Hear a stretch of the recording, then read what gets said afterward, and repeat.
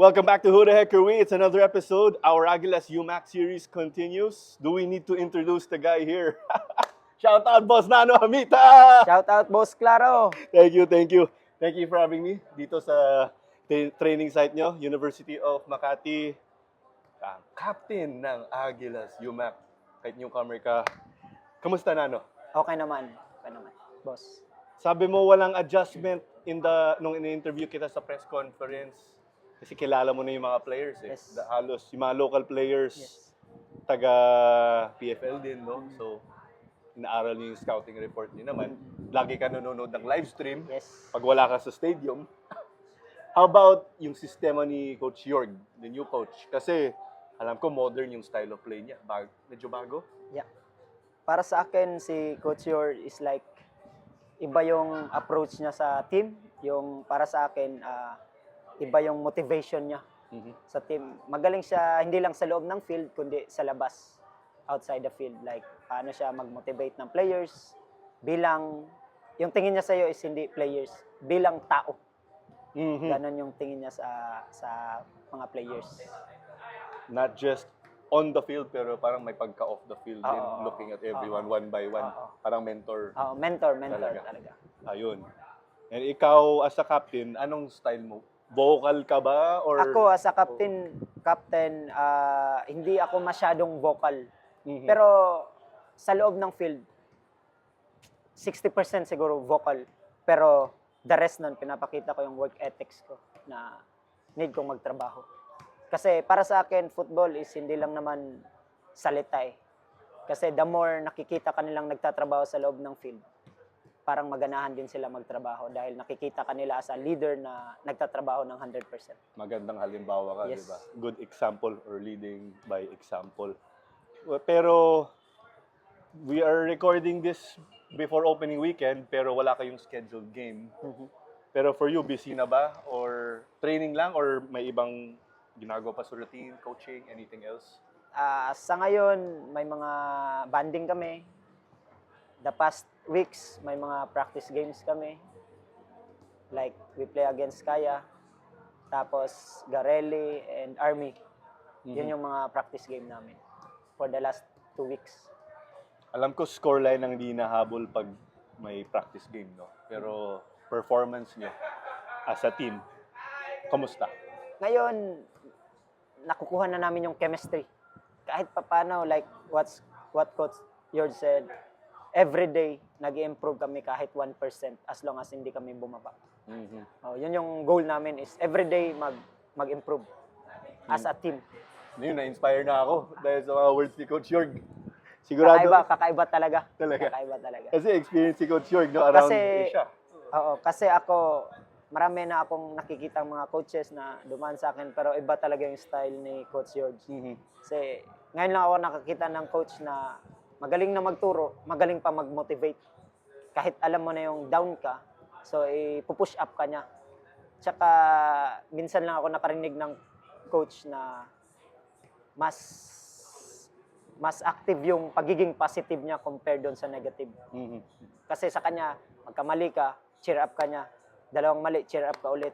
Tapos paparealize na sa'yo na walang mali, kundi mag-improve. Yun yung lagi niyang sinasabi sa amin. Kasi maganda yung experience ni Coach Jorg, di ba? Tapos ikaw, sa captain, yung leading by experience. Tapos may experience ka, AFC. Yes. Playing in the Champions League. With AFC one of your Cup. former clubs. Yeah. AFC Cup din. With Kaya. So, mataas na ba expectation dahil dyan? Or pinipressure mo ba yung sarili? Wala naman, sa akin lang everyday. Gusto ko lang ma-enjoy yung football as long as naglalaro pa ako. Kasi after retirement, masabi ko na nag-enjoy ako sa football career ko. So, walang pressure para sa akin. Gusto ko lang din mag-guide yung mga bata na kung ano yung narating ko, na gusto ko rin marating din nila in the future. Kasi bata pa sila. Kaya sobrang relax mo, no? Pag wala kayong game or away from the field, nagpapa-shoutout, umiikot ka sa grandstand, dumadaan ka sa amin, di ba? Nagpapa-shoutout. Kasi parang ano lang. Kasi mahilig talaga ako manood ng football. Oo, di ba? Yun talaga yung Natanda hobby ko natin. kahit wala ako sa field. Gusto ko, nandun yung focus ko lagi kung ano yung nangyayari, lalo na sa PFL kasi yun yung competition na need kong i-check as a captain, like scouting, sinong kalaban, anong mga movement, ganun yung mga ginagawa ko. Kasi kahit papano, nanonood ka for fun or trip lang, parang nasa-scout mo na rin yung tactics at yung mga individual tendencies ng mga kalaban, no? So parang nagiging 2-in-1 na rin. Yes. Parang ganun. Ayun. Sa akin, while nanonood ako ng football, like may mga kilala akong mga kaibigan, sinusuportahan ko at the same time, kinukuha ko rin yung drills nila, kung anong movement. As a warm-up? Hindi, sa games talaga. Games! Okay. Okay, So, ina-apply mo talaga. Nice. Pero, let's turn back the clock, no? Ba't ka nag-football? Ang dami ibang sport. Di ba basketball, boxing, di ba pa yung sikat dito? Pero nag-football ka. First of all, talaga yung family ko, more on basketball kami. Okay. Kasi yung isa kong kuya, pumunta ng Maynila, parang nagtrabaho, tas at the same time, naglalaro siya ng commercial basketball dito sa Manila. That time when I was young. So ako naman, dahil ako daw yung makulit sa lugar namin, ako yung tumatakbong nakapaa kahit mabato yung lugar namin. So, yung isa kong kaibigan, sabi niya, why not try to football? Kasi makulit ka naman eh. Sabi ko, sige, try ko lang. Tapos one time, yung coach namin, si Coach Didik, yung name niya, tinawag niya ako, sabi niya, try ka, maglaro. Kasi mabilis ka naman eh. One time, nakascore ako, doon ko na-feel na pwede palang mag-football. Yung time na yun, yung pinakasikat sa lugar talaga namin, si Eric Giganto. Eric Giganto. Siya talaga yung star sa Di ba amin. sabay kayo lahat? Sabay talaga kami. Kaming dalawa, kasi isang lugar kami, from Mako. So, dalawa kami from Mako na nag-step up na hanggang ngayon, nakarating sa pro hanggang ngayon. Tama ba? Si Paulo Bugas din, sumabay sa inyo? Parang ganun? Si Paulo, same kami ng province, pero different municipality. Siya, galing na Bunturan. So, every time before, pag mga city meet, kung dito, city meet yung tawag sa amin, Davraa, provincial meet. So, kami yung naglalaban. Pero teammates kayo ni Eric Giganto? Kami ni Eric talaga. Magkasama talaga kami. Since young. Kaya kami talaga yung sabay. Nice. Oo. Siya lang yung nauna sa FEU ng 1 taon. 1 year senior si Eric. Oo, sa akin. Kinusap ko si Eric a few years ago. FEU ka nun. Nung FEU kayo ni Nano, Paulo, nag-aral ako sa Lasal. Nanood din ako ng games, di ba? Sabi ko, kakapikon. Takas nyo kasi. Hindi. Jan Melisa pa. Yun yung malakas talaga. Yun talaga. Kasi diba? Ako as a player, masabi ko talaga na shadow ako ni Jan tsaka Paulo. Ako lang yung defensive mid kasi yung position ko. So, sila nagtatrabaho sa taas, ako nagtatrabaho sa likod. Kasi ikaw yung makulit. Ako lang yung makulit na laging naninira. Mga college days. Sorry, Coach Hans. Kailang championship ka in your entire stay with FEU? Gawin na natin high school plus 4. college. 4. Back-to-back ako ng high school, back-to-back din ng college. Okay. Tapos after nun, injury. Then syempre nag-pro ka na after. Oo. Then, yung brother mo, anong commercial league yan? NBA ba yan? Or do you remember? Hindi ko alam. Hindi na. Parang Bata ka pa nun. commercial lang. Bata pa kasi Commercial ako league. nun eh. I was 8-9 years old Okay. that time. So, bata pa. Sabihin na lang natin sa ibang universe, kung nag-basketball ka, FEU, kunwari, ikaw yung harap kay Jeron Teng. Di ba? Kunwari. Kaya ko yun. Kaya mo? Kaya ko yun. Jeron Teng, shout out. 1v1 tayo next time. Yung backstory naman sa 1v1, Terence.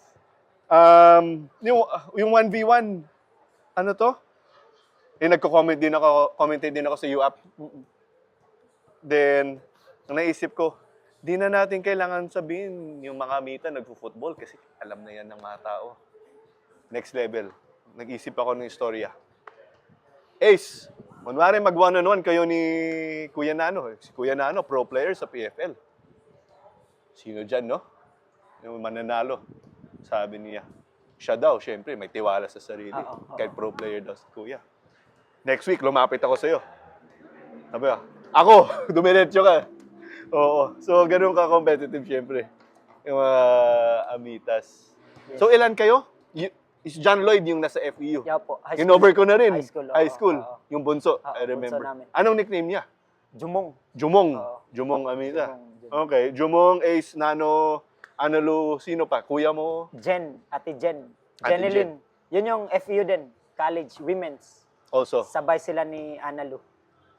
sabay. Oo, nagsabay sila sa tripit nung season 75 hanggang 77. Okay. 77 din ata, nag-champion din kayo. By my memory. Kami. Yun yung For last men's. namin. Tas sila din yung pang tripit nila kami back to back. Oo. Yan yung game na bad trip ako sa iyo. 3-2. Extra time nanalo kayo, di ba? Yes.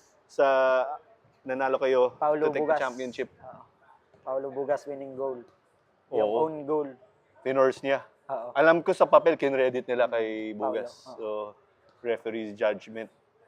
Ayun, kaya shoutout kay sila Nanomita yung FEU crew. Pero, alam mo, down the line, masaya ako kasi yung mga kasabay ko in college or sabihin na natin kabatch ko from other UAP schools.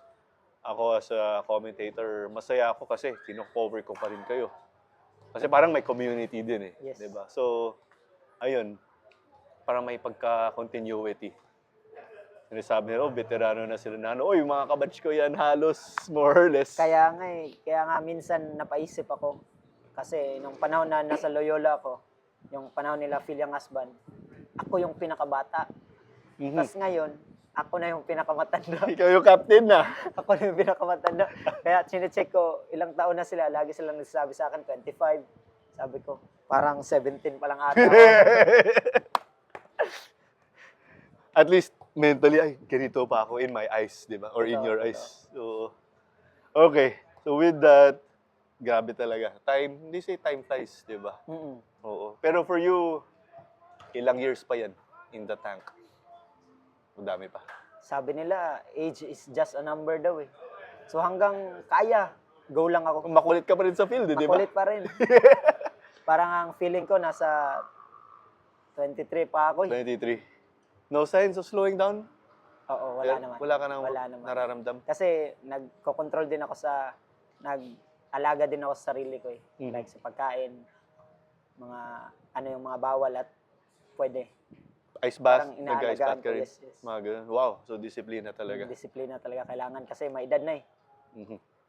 Anong bawal sa diet? May bawal ba? Wala naman, as long as wag lang sobra. Aha. Wag lang sobrang kain. Kasi biniburn nyo naman sa field, Oo, di ba? totoo.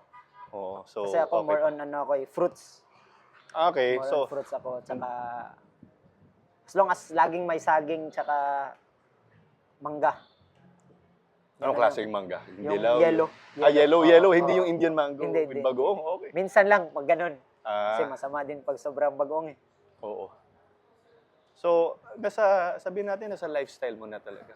Oo. Yung fruits, di ba? Oo. Kasi nung nagkaya ako, doon ko talaga ramdam kasi yung training, grabe yung training. So if ever na hindi mo inaalagaan yung sarili mo, lugi ka rin, parang talo ka. Kasi hindi ka makapag-perform 100%.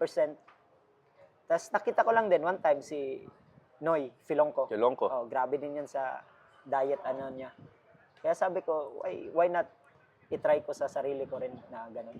So yun, tinry ko. Maganda naman yung effect para sa akin. Doon ka nagka-moment. Oo. Continue ko na lang. Nice. Na-inspire ako. Ako rin magda-diet din ako.